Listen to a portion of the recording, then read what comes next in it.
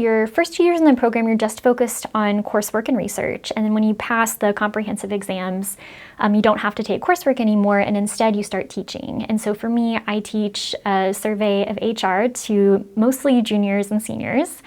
You do that for 1 semester, once a year. And it's a really great opportunity to kind of get your feet wet going into the classroom. The students here are engaged, they work very hard. They're a pleasure to have in class. We often are thinking in the research world, right? So our minds are thinking about, what does theory say about this? What does the research have to say about this?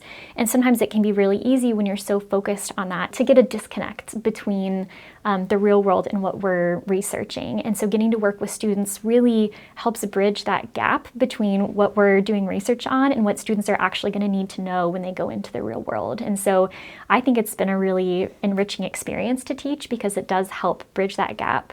And I think also A&M does a really great job training you and preparing you to teach.